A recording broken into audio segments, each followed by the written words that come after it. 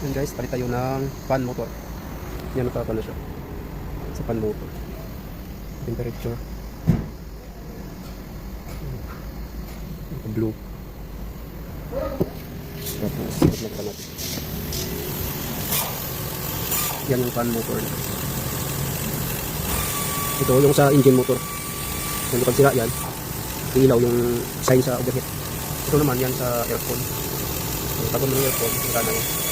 Ito naman nasa engine fan. Andar lang yan pag nagbukas ng thermostat. Aktiba. Nagtang ng motor. Ito yung motor guys.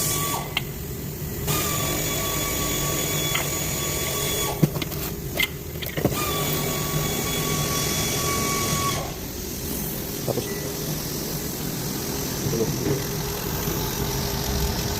ito ay Captica.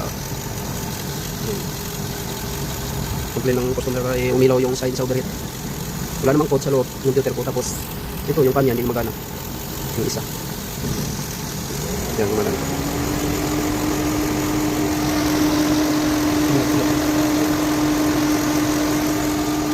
Ito sa ipon yan. Sabay yan sa ipon. Ano natin aircon. No. Try natin yung aircon. Ito guys. Patuloy. Ito sa